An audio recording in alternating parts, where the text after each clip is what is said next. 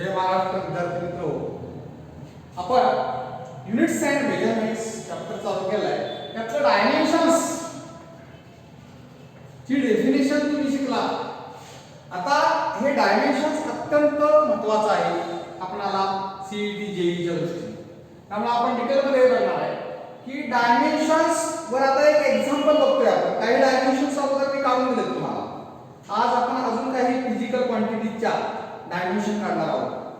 मग आता पुस्तकात टेक्स्ट बुक मध्ये क्वेश्चन आहे की what is the dimensions of L square root L by G. L square root L by G ची डायमेन्शन काय, एका मार्काला क्वेश्चन. तर असं जर आलं तर समजा ह्याला आपण ह्या फिजिकल क्वांटिटी काय असेल ते काय माहित नाही आपल्याला. ह्या फिजिकल क्वांटिटीला आपण जर लेट q इक्वल टू ही क्वांटिटी जी आहे असं म्हणलो l square root l by g. आता डायमेन्शन्स ऑफ q याला q मानला आपण is equal to dimension of l. परत आता ह्या ठिकाणी square root l by g हे कसं लिहितो बघा मी l by g raise to half. मग dimension of l upon dimensions of g. इथं पण रेज टू हाफ येणार आणि इथं पण रेज टू हाफ येणार. मग हे कसं काढलं बघा. डायमेन्शन्स ऑफ लेंथ l1 हे l डायमेन्शन ऑफ लेंथच आहे l रेज टू हाफ. आणि g ची डायमेन्शन्स कशी येणार आपण काल झाले बघा परवा थोड्याच मोबाईल पाहिजे. velocity upon time l1 m0 g means acceleration due to gravity t raised to minus 2 and raised to by.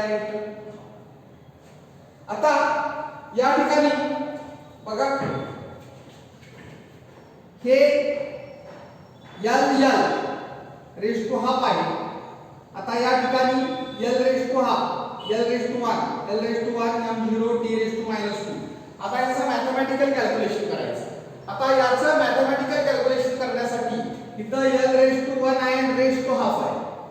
आता हे l1 हे l हे मल्टिप्लिकेशन केलं समजा इथं काय आलं हे l1 आणि 1 into half 2 l1 half base से इंडक्सेस ची एडिशन l रेज टू काय देतो 3/2 अपॉन हे प्रत्येकाला हाफ येणार l रेज टू हाफ. परत m raise to 0 raise to half m raise to 0 आणि t raise to minus half म्हणजे t raise to minus half raise to half. तो 2 cancel काय आलं -1 आणि मग काय आलं बघा हे वर गेलं l raise to 3/2 minus half 3/2 minus half 3 minus 1 2/2 l raise to 3/2 minus half 3 minus 1 2 2/2 3/2 minus 1/2 2/2 and 2/2 is 1. आता m रेज टू कुठे जरी असलं 0 तर त्याला काय फरक पडत नाही. 0 ला साइन नसतं 0 आणि t रेज टू 1. काय झाली dimensions of l square root l by g. l1 m0 t raise to 1 l1 m0 t raise to 1 ही डायमेन्शन झाली. ही डायमेन्शन आपल्याला कशी झाली l square root l by g. आता बघा नंतर आपण अनेक डायमेन्शन्स काढूया.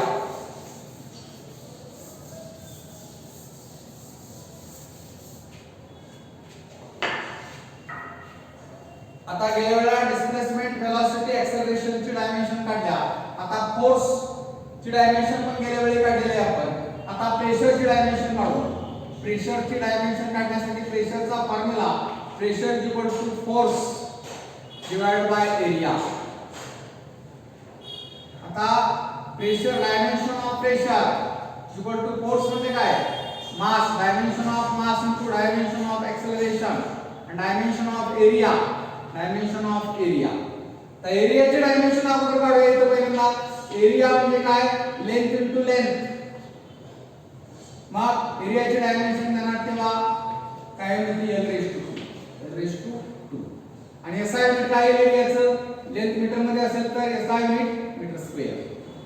आता मास m1, आता एक्सेलरेशनची डायमेन्शन L1 m0 याची काही गरज नाही, e⁻²,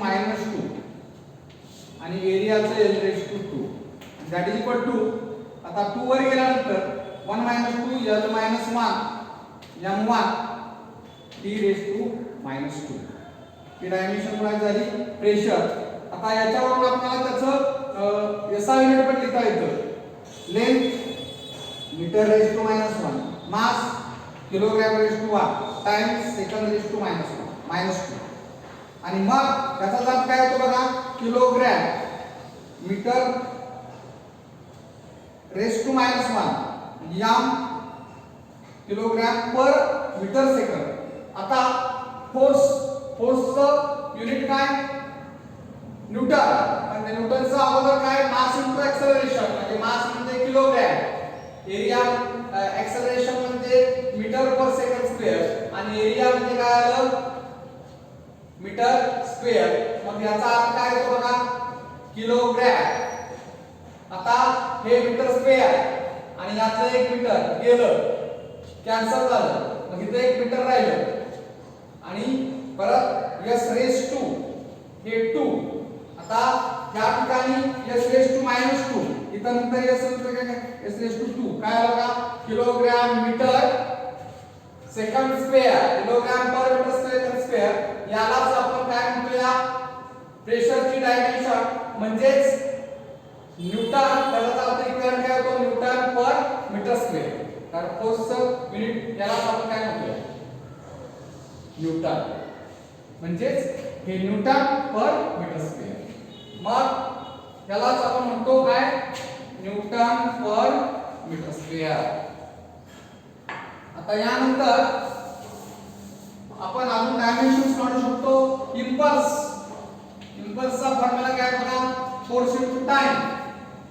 आता फोर्सची डायमेन्शन तयार झाली बघा आपली, m1 L1 t-2, m1 L1 t-2, आणि टाइम म्हणजे t⁻1. काय डायमेन्शन बघा, टोटल m1 L1 t⁻⁻1, -2 + 1 -1. मग आता आपल्याला L जरी पहिल्यांदा घेतलं तरी चालतं डायमेन्शन मध्ये, किंवा m जरी पहिल्यांदा घेतलं तरी चालतं, ते काय प्रश्न पडत नाही. r⁻1 पॉवर नाही लिहिली तरी चालती, -1 पॉवर लिहावी लागती. मग काय आलं, m1 L1 t-2. आता अजून काही क्वांटिटीज घेऊ आपण. समजा ही पहिली घेतली, ही दुसरी घेतली, ही तिसरी घेतली, चौथी घेऊ आपण. Work equal to force into displacement. मग वर्कची डायमेन्शन काढू शकतो आपण. फोर्स म्हणजे आपण फोर्सची डायमेन्शन इथं आहे बघा आपल्याकडे, m1 L1 t-2, आणि डिस्प्लेसमेंट म्हणजे L1. काय आहे बघा dimension, m1 L2 t-2, वर्कची dimension. आणि वर्कचं एसआय युनिट तुम्हाला माहित आहे की फोर्सचं एसआय युनिट न्यूटन, आणि डिस्प्लेसमेंटचं मीटर. आता work is equal to force into displacement. आता या ठिकाणी ह्या work is a form of energy, त्याला म्हणून याचं युनिट काय म्हणतो आपण, joule. Work is equal to force into displacement. नमस्कार. Work is equal to force into displacement. फोर्सचे एसआय युनिट न्यूटन, डिस्प्लेसमेंटचे मीटर. मग न्यूटन मीटर म्हणजे जूल असतं, काय असतं, जूल असतं. कारण work is a form of energy. नंतर एनर्जी, कायनेटिक एनर्जीचं बघा 1/2 mv². मग kinetic energy is equal to half, dimension test constant असतो, मासचं. आता बघा वर्कची जेवढी डायमेन्शन आल्या तेवढी डायमेन्शन कायनेटिक एनर्जी आहे. कारण का, work is a form of energy. Work हा कार्य ऊर्जेचे एक रूप आहे. मग कायनेटिक एनर्जी इक्वल टू आपला डायमेन्शन असते, कॉन्स्टंट आहे, डायमेन्शन असते, डायमेन्शन ऑफ मास m1, आणि वेलोसिटीची डायमेन्शन काय असते बघा, L1 m0 t⁻⁻1, आणि त्याचं काय आहे, r⁻². मग ह्याचं जर कॅल्क्युलेशन केलं, m1 ते 2 याला L2 m0 t⁻², त्याचं सगळं कॅल्क्युलेशन एवढं झालं बघा. m1 बघा, L2 0 1 1 + 0 1, आणि t⁻². कायनेटिक एनर्जीचे SI unit joule. work, force into displacement, impulse, force into time. अशा अनेक फिजिकल क्वांटिटीजचे आपण डायमेन्शन्स काढू शकतो. आता ही वरची डायमेन्शन काढली, ती कायनेटिक एनर्जीची काढली. आता अनेक म्हणजे पाहिजे ती फिजिकल क्वांटिटी तुम्ही घेऊ शकता. प्रेशरची काढली, एरियाची काढली, परवा आपण चार्जची काढली. म्हणजे थोडक्यात डायमेन्शन्स आपण काढली. डायमेन्शनचे डेफिनेशन काय? Dimensions of physical quantity are the powers to which fundamental units is result in order to obtain the unit of given physical quantity. म्हणजे डायमेन्शन मुळे आपल्याला युनिट मिळतं. थोडक्यात फॉर्म्युला पाठ असला डायमेन्शन काढता येते. डायमेन्शन काढली युनिट लिहिता येते. मग पाठ काय करायला लागतं? फक्त फॉर्म्युला. आणि अशा पद्धतीने ही प्रेशरची डायमेन्शन झाली. Work, force into displacement. किंवा मग या फॉर्म्युल्यावर युनिट काय येते? फोर्सचं न्यूटन, डिस्प्लेसमेंटचं मीटर, न्यूटन मीटर. आणि न्यूटन मीटरला जूल म्हणायचं. न्यूटन मीटरला काय म्हणायचं? जूल. आता 1 जूलची डेफिनेशन सांगत बसत नाही मी. हे joule is a SI unit. Joule is a SI unit of work. आता इथं कायनेटिक एनर्जी मास किलोग्रॅम आणि metre square per second square. आणि v चा स्क्वेअर आहे. मग या ठिकाणी metre square per second square होते. तेव्हा metre square second raise to minus 2 खाली गेले की सेकंड स्क्वेअर आणि ही किलोग्रॅम आणि ह्याला जूल म्हणायचं. ह्याला काय म्हणायचं? जूल. म्हणजे किलोग्रॅम. आता इथं बघा फोर्स म्हणजे काय? न्यूटन. फोर्स म्हणजे mass into acceleration. Kilogram mass, acceleration metre per second square आणि डिस्प्लेसमेंट परत ना लेंथ मीटर. काय बघा kilogram metre square per second square. This is kilogram metre square per second square. म्हणजे s⁻². याला जूल म्हणते. आणि याचा पण SI युनिट काय आलं? जूल. म्हणजे आपण कुठलीही फिजिकल क्वांटिटी असू दे काय काढले आपण? टेम्परेचर ग्रेडियंट, व्हेलॉसिटी ग्रेडियंट, वेगवेगळ्या. आता टॉर्कचं पण आपल्याला डायमेन्शन काढता येते. टॉर्क म्हणजे काय? चिपडू होईल तुम्हाला. RF. R म्हणजे पोझिशन वेक्टर असतो. पोझिशन वेक्टर म्हणजे काय हे तुम्हाला पुढच्या चॅप्टर मध्ये होईल.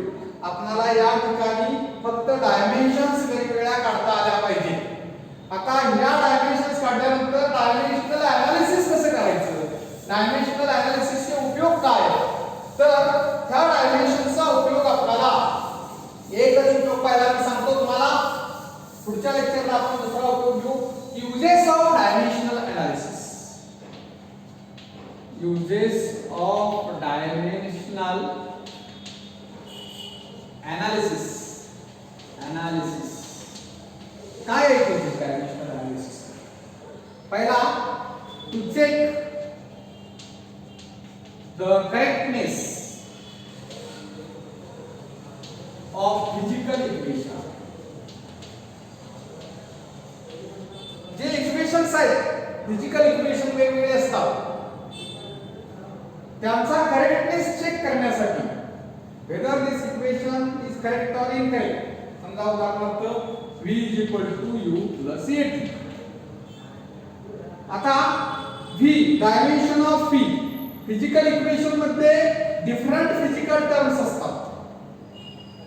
आता इथं ही एक टर्म आहे, ही एक टर्म आहे, ही एक टर्म आहे. फिजिकल टर्म्स आहेत. ह्या साइडला 2 टर्म आहेत आणि ह्या साइडला 1 टर्म आहे. तर प्रत्येक टर्मची फिजिकल क्वांटिटी काढली. व्हेलॉसिटी ही तुम्हाला माहित आहे. There are 3 equations. v = u + at, s = ut + half at² आणि v² = u² + twice as. कायनेटिकल equations मला 10वी पर्यंत आलेले. हे करेक्ट आहे का इनकरेक्ट आहे हे कसं शोधायचं? आता if the every term of the physical equation containing different physical quantities has the same dimension. यामध्ये प्रत्येक टर्मची जर डायमेन्शन सेम असेल तर ते फिजिकल इक्वेशन करेक्ट असतं. This is called a principle of homogeneity of dimension. काय आहे प्रिन्सिपल? परीक्षेला काय वेळेला एक मार्काला येतो. State the principle of homogeneity of dimensions. If every term of the physical equation containing different terms has same dimension, then we say that equation is correct, and this is called as principle of homogeneity of dimensions. मग velocity dimension काय? L1 m0 t raised to minus 1. परत ही तुम्हाला माहित आहे final velocity, ही initial velocity, हे acceleration, हे time. पण dimension of u बघा, ही वेलोसिटीच आहे. फायनल असू तर इनिशियल असू दे, डायमेन्शन बदलते का? बदलत नाही. परत v ची डायमेन्शन ही, परत LHS ला एक टर्म आहे, ती डायमेन्शन एवढी. RHS च्या प्रत्येक टर्मची, RHS ला किती टर्म आहेत? ही पहिली टर्म आणि ही दुसरी टर्म. मग ह्या टर्मची डायमेन्शन तेवढीच ह्या टर्मची इत्याला बघायचं. Dimensions of AT. आता A ची डायमेन्शन माहिती आहे तुम्हाला, L1 m0 t raised to minus 2. Acceleration डोळ्यासमोर आले पाहिजे, डायमेन्शन स्मार्ट पाहिजे बरोबर, डोळ्यासमोर फोटो आला पाहिजे त्याचा, आणि टाइम म्हणजे t raised to 1. आणि याचे कॅल्क्युलेशन केलं तर काय आलं बघा, L1 m0 t raised to minus 2 plus 1 minus 1. मग ही डायमेन्शन AT ची, ही डायमेन्शन U ची, आणि ही डायमेन्शन B ची. ही L1 m0 t minus 1, L1 m0 t minus 1, and L1 m0 t minus 1. That means every term of the physical equation has the same dimension, and therefore this equation is dimensionally correct. काय वेळेला state the uses and explain. काय वेळेला एखादे equation तुम्हाला डायमेन्शनली correct आहे का incorrect आहे हे ओळखायला विचारलं जातं. त्यावेळी समजा हेच equation b u plus a t square दिलं असतं, असं पण देऊ शकता.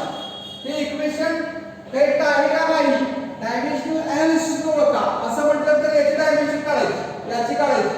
आता याची डायमेन्शन काढल्यानंतर एवढी येईल का? कारण AT ची डायमेन्शन ही आहे. आता इथे AT स्क्वेअर आहे, याचा अर्थ ही डायमेन्शन तेवढी AT एवढी येणार नाही. मग हे इक्वेशन असं दिलं तर हे डायमेन्शनली इनकरेक्ट आहे, dimensionally not correct. But this equation is dimensionally correct, and this is the first use of dimensional analysis to check the correctness of physical equation. Very simple. हे एकदम सिंपल आहे, तुम्ही tension अजिबात घेऊ नका.